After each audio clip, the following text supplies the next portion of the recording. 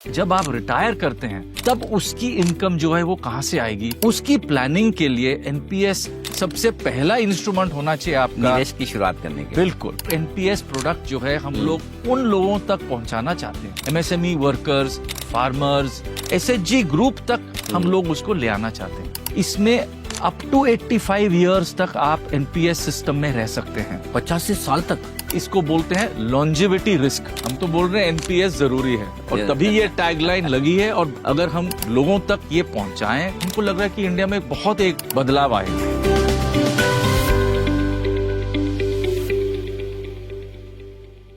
NPS नाम तो आपने सुना ही होगा, और आप में से कुछ लोग ऐसे भी हैं जिन्होंने पैसे भी लगाए। कुछ लोग ऐसे हैं जो पैसे लगाने के बारे में सोच रहे हैं और ये जानना समझना चाहते हैं कि एनपीएस आखिर है क्या, कैसे काम करती है, और एनपीएस में पैसा लगाकर आप किस तरह से अपना रिटायरमेंट एकदम मजबूती से सुधार सकते हैं। तो आइए, आज एक बेहद खास मेहमान से मैं आपकी मुलाकात करवाने जा रहा हूं, और ध्यान से सुनिएगा क्योंकि आप सुनेंगे तो दंग रह जाएंगे। जी हाँ, इन्होंने बीए ऑनर्स की है और इसके साथ साथ इन्होंने एमबीए की डिग्री हासिल की है दिल्ली से। इसके बाद सिक्योरिटीज लॉ में आपने पोस्ट ग्रेजुएशन डिप्लोमा भी किया है। एमएससी की डिग्री हासिल की है इन्होंने लंदन स्कूल ऑफ इकोनॉमिक्स से। सर्टिफाइड इंटरनल ऑडिटर भी हैं, फ्लोरिडा से आपने ये डिग्री हासिल की है।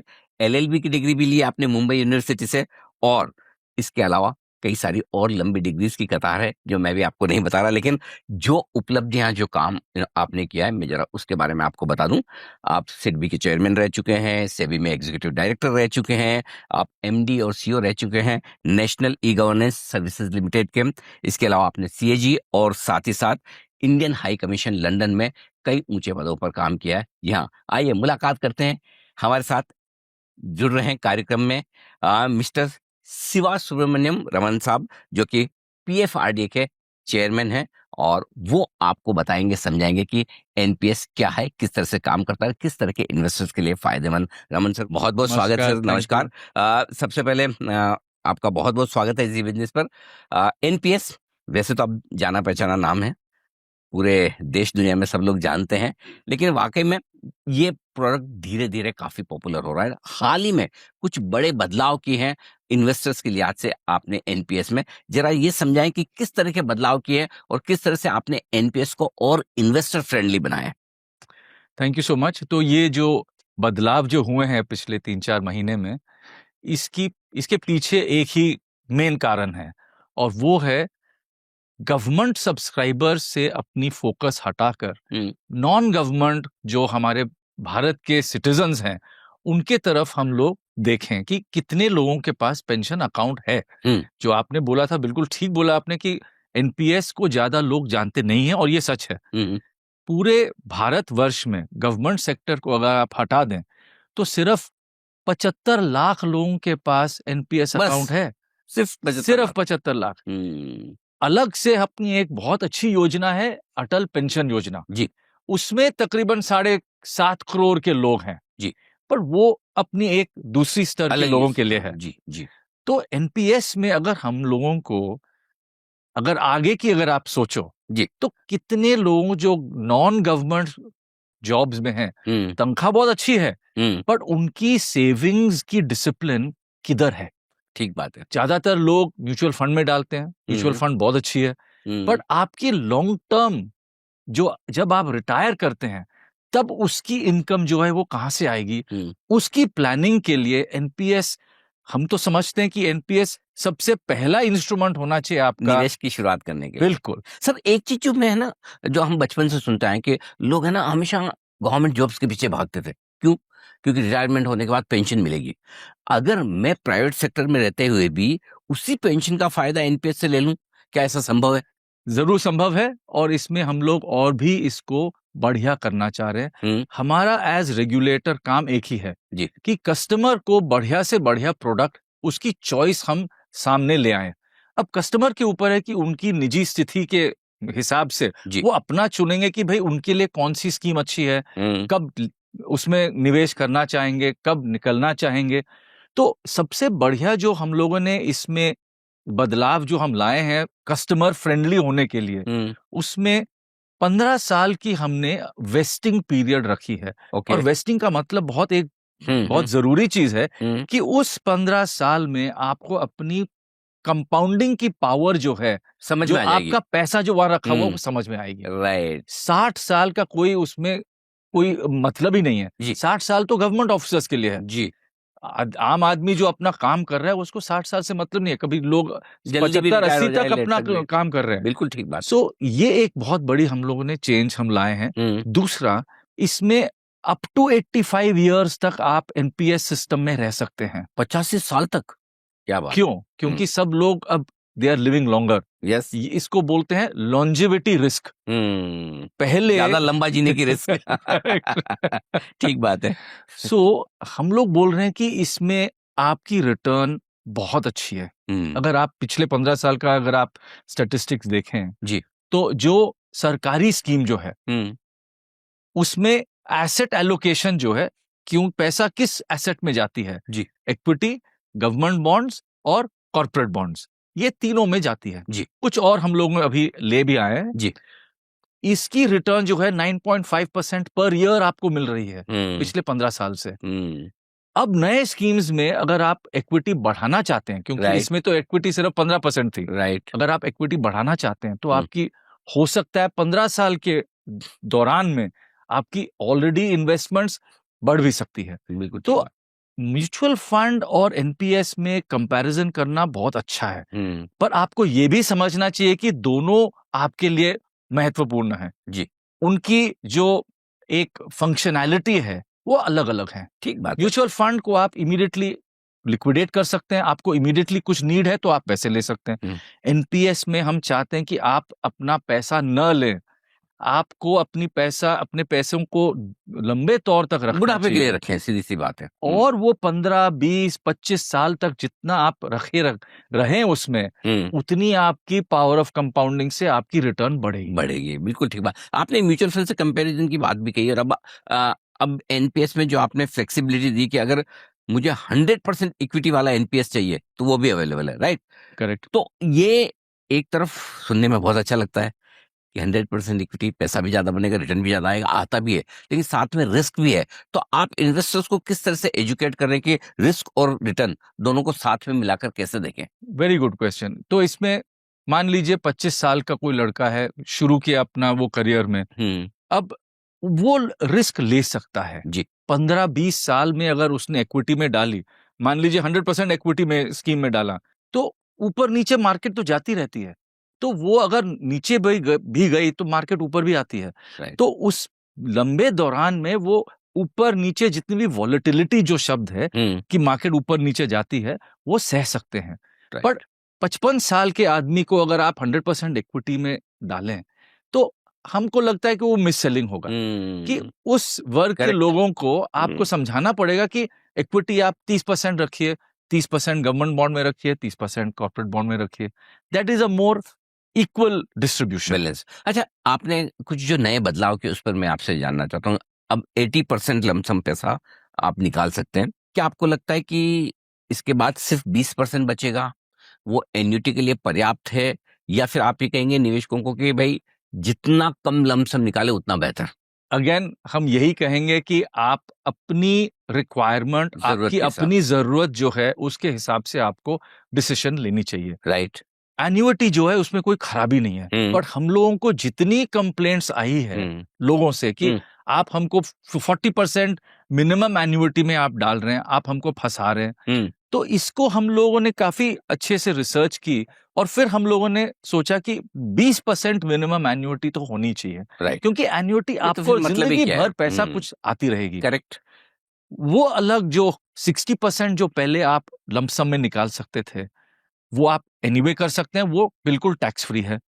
ये बाकी बची 20%, जो मान लीजिए 20% आप एन्युटी ले और 20% बच गया, उसकी टैक्स ट्रीटमेंट अगर एन्युटी के ही स्तर पे हम लोग ले आए, और वो हम लोगों ने रिक्वेस्ट दी है मिनिस्ट्री ऑफ तो फाइनेंस अभी में, तक उस पर क्लैरिटी नहीं है कि वो उसका टैक्स क्लैरिटी कैसे नहीं लगेगा। है। जरूर। तो अगर हम आज के दिन पे बोले, वो आपको मार्जिनल रेट ऑफ टैक्स पे आपको जो देना आपकी पड़ेगा। इंडिविजुअल स्लैब है उसी पे करेक्ट, लगेगा। करेक्ट। ठीक बात है। और हम भी ये भी सोचे हैं कि आप और हम कुछ एक हाई टैक्स ब्रैकेट में आ रहे हैं, पर हमारे 80% लोग इंडिया में बिना टैक्स के जीते हैं।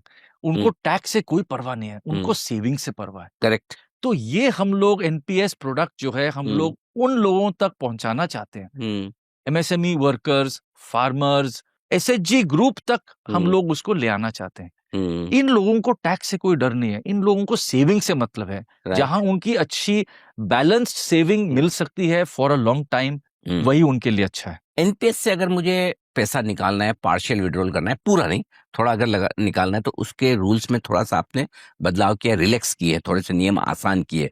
ये बताएं कि किस तरह से नियम आसान हुए और उसका क्या असर इन्वेस्टर्स पर पड़ेगा? तो हम चाहते हैं कि इन्वेस्टर्स सोचें कि इस प्रोडक्ट में लिक्विडिटी है, हम्म, बट हम ये भी चाहते हैं कि लिक्विडिटी आप ना निकालें। मतलब तो आप ये मुसीबत में बैलेंस निकाल लें तो अलग बात है, करेक्ट। तो बाकी इमरजेंसी के हाँ, लिए अगर आपको पैसों की जरूरत है हाँ, तो आप जरूर निकालिए। राइट। तो हम इसको एक्चुअली मुश्किल ही रखना चाहते हैं कि आप कम से कम अपना पैसा निकालें, तभी आपको लेटर इयर्स में जी। आपको ये फायदा मिलेगा कि आपकी एक लमसम बनी रहेगी। उस लमसम से आप अपना इनकम धीरे धीरे करके 2-3% पर ईयर के हिसाब से आप उसको घटाते जाइए। 80 साल तक, 85 साल तक आपको कुछ तो पैसा होना चाहिए अपने ठीक बात है, अकाउंट में। बिल्कुल ठीक बात है, ये बहुत अच्छी बात है। और एक जो 15 साल वाला भी जो रूल आपने रिलैक्स किया है, ये बताएं कि 80% तक का विड्रॉल और दूसरा 15 साल के बाद का एग्जिट, क्या इन्वेस्टर्स को इसे किस तरह से यूज करना चाहिए वो भी जरा समझाएं। तो हमारी सोच में अगर हम आम आदमी की बात करें, जी। जो लोअर मिडिल क्लास की बात करें, हम्म, जिनकी स्पेशली हम ये एनपीएस प्रोडक्ट उनके सामने लाना चाहते हैं हम, और उनको हम समझाना चाहते हैं कि आप इसको किस तरीके से आप इस्तेमाल करें। हम्म, तो उनको अगर 5 लाख, 8 लाख की अगर उनकी कॉर्पस बन गई, तो उस लेवल पे इनको ये भी सुविधा है कि हम्म, 5 लाख तक आप प्रीमेच्योर विड्रॉल भी कर सकते हैं। अच्छा।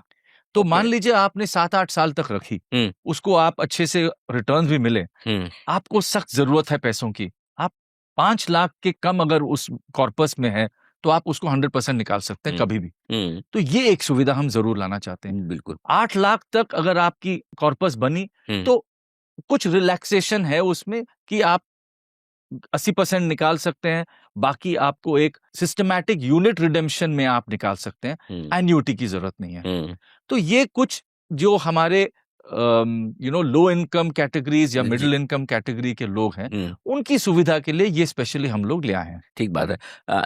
कई सारे ऐसे नॉन गवर्नमेंट एनपीएस सब्सक्राइबर्स हैं, जो गवर्नमेंट जॉब्स में नहीं है, और वो अब 100% इक्विटी में इन्वेस्ट करना चाहते हैं, और वो म्यूचुअल फंड के बजाय एनपीएस की तरफ भी देख रहे हैं। तो बताएं सर कि उनको किस तरह से एजुकेट करने की जरूरत है, किस तरह से समझने की जरूरत है इस स्कीम के बारे में? सबसे पहले हम यही कहेंगे कि जो पेंशन फंड्स आपकी पैसों को जो संभालते हैं, जो इन्वेस्ट करते हैं, वो पेंशन फंड्स इंडिया के सबसे अच्छे फंड मैनेजर्स में कहलाते हैं। तो आप सोचते होंगे कि आपके म्यूचुअल फंड मैनेजर्स हम्म, बिल्कुल टॉप के हैं, हम्म, आपके पेंशन फंड मैनेजर्स उसी टॉप के हैं। अच्छा। ये प्राइवेट सेक्टर पेंशन फंड्स हैं, कुछ अपने सरकारी पेंशन फंड्स हैं जैसे SBI, LIC, hmm, but ICICI, HDFC, Birla, Tata, सारों ने पेंशन फंड खोली हैं। राइट। तो आपको चॉइस हम्म, बराबर मिल रही है। हम्म, आप अपनी लाइफ की व्यवस्था के हिसाब से आप उसमें चूज कर सकते हैं कि कौन सी आपके लिए सबसे बढ़िया है। तो रमन सर, आमतौर पर लोगों के दिमाग में कैसे माइंड में बना हुआ है कि पेंशन है मतलब या तो पीएफ आरडी हमारा पैसा मैनेज करता होगा, नहीं तो कोई सरकार के फंड मैनेजर्स होंगे, सरकार का कोई डिपार्टमेंट होगा वो पैसा मैनेज करता होगा। मैं चाहता हूँ कि एक ये गलतफहमी जो लोगों के मन में है, इसे आप दूर करें कि नहीं, आपका पैसा भी प्रॉपरली जैसे म्यूचुअल फंड्स के फंड मैनेजर है, उसी तरह से हर एक फंड, चाहे वो सरकार के बेस्ट बैक किए हुए म्यूचुअल फंड हो, जैसा आपने नाम बताया, क्या उनके द्वारा प्रॉपरली प्रोफेशनल तरीके से मैनेज किया जाता है, इसमें सरकार का कोई रोल नहीं है? बिल्कुल, इनफैक्ट एनपीएस एक फाइनेंशियल इंस्ट्रूमेंट है हुँ, जिसमें सरकार की कोई सपोर्ट नहीं है, हुँ, सरकार की कोई गारंटी नहीं है। ये पूरी प्राइवेट सेक्टर के हिसाब से बनाई गई स्कीम है। ट्रांसपेरेंटली मैनेज की जाती है। हुँ, हुँ, एज रेगुलेटर हमारा रोल 2-3 है। हुँ, जब आपका पैसा जब कोई लेता है, तो बिल्कुल सेफगार्ड होने चाहिए कि आप उन पैसों के साथ आप कहीं जाके भाग नहीं सकते। हुँ, तो कलेक्शन पॉइंट पे पूरी निगरानी है। हुँ, ये पैसा पेंशन फंड तक आती है। राइट। पेंशन फंड उसमें उस पैसों को कहाँ डाले, हुँ, ये हम ही लोग प्रिस्क्राइब करते हैं। बिल्कुल ठीक तभी बात। हमने बोला कि equity, government bond, corporate bond, अब उसके साथ साथ रीट्स, ये real estate, infrastructure investment trust, थोड़ी सी गोल्ड, थोड़ी सी सिल्वर, थोड़ी सी थोड़ा पैसा जो है up to 1% of the AUM AIFs में, जो वेंचर कैपिटल और प्राइवेट इक्विटी वाले फंड्स में, अच्छा, इन सब में आप पैसा डाल रहे हैं? इन सब में हम लोगों ने परमिट किया है और अच्छा। यही रिफॉर्म्स के तहत हुई है। तो रमन सर, मैं आपको पूछने ही वाला था, क्योंकि आजकल क्या हो गया, सबका इंटरेस्ट इक्विटी के साथ साथ गोल्ड सिल्वर में इतनी बड़ी तेजी हुई है, रेट्स नए आ रहे हैं, उनको भी इक्विटी की तरह क्लासिफाई किया जा रहा है, तो टैक्सेशन बेनिफिट है, यानी कि आप एनपीएस में पैसा डालकर इन सब का भी बेनिफिट ले सकते हैं। बिल्कुल, बट फर्क इतना ही है, और हम रिपीट करेंगे कि आप लॉन्ग टर्म सोचिए। ये कल के पैसों की जरूरत के लिए नहीं है। करेक्ट। आप ये 15-20 इयर्स तक आप इसको मन में बिठा के रखिए कि ये पैसों की जो यूटिलाइजेशन होगी ये उस वक्त पे जाके होगी। एक्चुअली वैसे आपने नाम बहुत अच्छा रखा है इसका, एनपीएस। तो पेंशन का नाम आते हैं ना, हर आदमी के दिमाग में अपने आप थोड़ी लॉन्ग टर्म वाली प्लानिंग आ जाती है। ये थॉट प्रोसेस म्यूचुअल फंड में नहीं आता, एफडी में नहीं आता, लेकिन पेंशन नाम सुनते सबको लगता है मेरे बुढ़ापे के लिए पैसा चाहिए। बिल्कुल। अच्छा, एक चीज और रमन सर इसमें समझाइए कि इसका फी स्ट्रक्चर किस तरह का होता है कंपेयर टू दूसरे फाइनेंशियल इन्वेस्टमेंट्स जो हैं, उसके मुकाबले में अगर मैं एक एनपीएस स्कीम लेता हूँ, उसमें निवेश करता हूँ, तो मुझे कितना पैसा देना होगा, किस तरह की मेरी फीस होगी? देखिए, फीस जो है वो दो तरीकों से है। एक तो जो डिस्ट्रीब्यूशन सिस्टम को जो फीस मिलती है, दूसरा जो आपके पैसों को जो संभालते हैं, फंड मैनेजर्स जिसको बोलते हैं, राइट, उनको फीस जाती है। राइट। अभी तक एनपीएस की डिस्ट्रीब्यूशन सिस्टम में कमीशन बहुत ही कम था। उसको बढ़ाने के बाद भी म्यूचुअल फंड के मुताबिक उसके कंपैरिजन में या इंश्योरेंस प्रोडक्ट्स के कंपैरिजन में एनपीएस की डिस्ट्रीब्यूशन कमीशन सबसे लो है। ओके। At least 3 times lower. अच्छा। इसको हम लोग बना के रखना चाहते हैं कि एनपीएस प्रोडक्ट जो है लो कॉस्ट प्रोडक्ट होनी ही चाहिए। ओके। क्योंकि ये सारों को अपने एनपीएस के तख्त में लाना चाहते हैं और ये बहुत इंपॉर्टेंट है। तो एनपीएस की जो कमीशंस है वो पेंशन फंड्स को भी 0.1% उनको कमीशन मिलती है फॉर इन्वेस्टमेंट पर्पस, और डिस्ट्रीब्यूशन में आपको 0.2% मिलता है। तो कुल मिला के 0.3% की टोटल कॉस्ट है। तो कहीं आपको ऐसा नहीं लगता कि इस वजह से भी ज्यादा पॉपुलर नहीं हो रहा है कि आप कमीशन अगर सपोज मैं आपका डिस्ट्रीब्यूटर हूँ, मुझे लगता है इतना ही मिल रहा है तो मैं फिर एनपीएस क्यों बेचूं? सवाल इतने अच्छे किए कि एब्सोल्युटली राइट। ये एक चैलेंज है, ये एक बैलेंस रेगुलेटर को सोचना पड़ेगा कि कितने पैसे आप डिस्ट्रीब्यूटर को देना चाहेंगे कि वो हर कोने में, हर छोटे शहर में, विलेज में जाके अपनी एक आउटरीच करें। करेक्ट। क्योंकि बिना पैसों के तो कोई करने वाला नहीं है। ठीक बात है। तो ये धीरे धीरे करके हम लोगों को सोचना पड़ेगा कि आदमी चल के वहां जाए या डिजिटली वहां मैसेज चले। ये हम चाहते हैं कि हम लोग डिजिटल रूट से ही ज्यादा अपनाएं। अब यूपीआई तो सारों के हाथ में आ गई जी। आप गांव में जाइए तो औरत अपनी यूपीआई चला रही हैं फोन पे। तो इस माध्यम से अगर हम लोग सोचें तो हो सकता है कि डिस्ट्रीब्यूशन की ये जो बड़ी सी प्रॉब्लम है उसको हम डिजिटल रूट से अगर थोड़ा कॉस्ट इफेक्टिव भी हो जाएगा और ज्यादा लोगों तक पहुंच पाएंगे। लेकिन जो फर्स्ट टाइम सब्सक्राइबर्स हैं, जैसे सपोज जैसे मैं प्राइवेट सेक्टर में हूँ, मेरे पास अभी तक एनपीएस नहीं है, ठीक है, मैं किस तरह से एनपीएस की शुरुआत कर सकता हूँ, और साथ ही मुझे क्या जानना और समझना चाहिए एनपीएस के बारे में, ये बताएं सर। सबसे पहले आप अपना फोन उठाइए, ENPS कीजिए, या एनपीएस उसमें आप गूगल में डालिए, जो भी आपको साइट खुलेगी आप अपना डिटेल्स भर के, हमको लग रहा है कि 7-8 मिनट में आप अपना अकाउंट खोल सकते हैं। अच्छा। पूरी डिजिटल हो गई है। ओके। सिग्नेचर की कोई जरूरत नहीं, डिजिटल सिग्नेचर हम लोग अपनाते हैं आधार के थ्रू। अच्छा। तो ये सिस्टम जो है ये पूरी अब डिजिटल सिस्टम हो गई है। EKYC तो है ही, उसमें बनी हुई है। फिर आपको अपनी स्कीम चूज करनी है। उसमें जरूर आपको कुछ सवाल जरूर आ सकते हैं कि भाई कौन सी स्कीम अच्छी है। तो वहां पे आपकी एक जो एडवाइजर टाइप अगर कोई है, फैमिली में हो या बाहर हो, आपको थोड़ी सी तो बात करनी चाहिए कि कौन सी स्कीम अच्छी है। स्क्रीन पे भी आपको काफी इंफॉर्मेशन मिली जाती है। तो उस स्कीम को आप चूज करें, उसके बाद आप पैसे जिस फ्रीक्वेंसी में आप हर कंट्रीब्यूट महीने करना लगाना चाहते हैं आप है, कर जो सकते भी हैं, हर हर दिन आप क्वार्टर कर सकते अच्छा, हैं। हर दिन कर वो सकते हो? ट्रांजैक्शन फी हम लोगों ने हटा दी, तो अच्छा, हर टाइम आप कंट्रीब्यूट करते हैं, पहले एक ट्रांजैक्शन फी हुई करती थी, उसको हम लोगों ने हटा अच्छा दिया। डेली करें, तो वीकली करें, मंथली बिल्कुल करें? आपकी कोई कॉस्ट नहीं है। अच्छा, ओके। एक डेट फिक्स कर लें, से सपोज़ जरूर, मुझे मंथली सैलरी बल्कि आती है। सिप आप बनाइए, इसमें भी सिप की वही कॉन्सेप्ट है, एग्ज़ैक्टली। Systematic investment. अच्छा, इसमें एक बार मैंने एनपीएस शुरू कर दिया, क्या मुझे हर महीने पैसा डालना ज़रूरी है? नहीं, जब बिल्कुल मेरे पास है तब डाल दूँ? करेक्ट। ओके, ये एक एक्चुअली एनपीएस की खूबियत है। थैंक यू, आपने इस पे ध्यान डाला। इसमें कोई आपको पेनल्टी नहीं है, अच्छा। कोई आपकी वो डोरमेंट अकाउंट बनने का कोई डर नहीं है। अगर बनी भी एक हुँ, साल, अगर मान लीजिए आपने पूरे एक साल में एक भी कंट्रीब्यूशन नहीं डाली, हुँ। तो हम आपके अकाउंट को बचा के रखते हैं कि अच्छा, आपको फी नहीं लगेगी उस पे। अच्छा। जो एनुअल फी अदरवाइज 100 रुपए की एनुअल फी होती है, जो रिकॉर्ड कीपिंग एजेंसी लेती है, हुँ। वो फी आपके ऊपर नहीं लगेगी। पर अगर आप नेक्स्ट डे 1 रुपए भी डालें, तो एक्टिवेट हो जाती है। अच्छा, हुँ, जो हिसाब से आप बता रहे हैं, मेरे ख्याल से इन्वेस्टमेंट करने का इससे सस्ता, बिल्कुल। कम कॉस्ट वाला कोई इन्वेस्टमेंट ऑप्शन है नहीं। हम तो बोल रहे हैं एनपीएस ज़रूरी है, और तभी ये टैगलाइन लगी है, और बहुत ही ये, अगर हम लोगों तक ये पहुँचाएँ, एजुकेट करें, तो जी। हमको लग रहा है कि इंडिया में बहुत एक बदलाव आएगा। सर, सरकारी कर्मचारियों की तो खुल रही है, राइट? लेकिन प्राइवेट सेक्टर में जो लोग जॉब कर रहे हैं और जिनको ज़्यादा ज़रूरत है पेंशन की, अब हम तो रिटायर हो गए तो हमारे उसके बाद क्या है?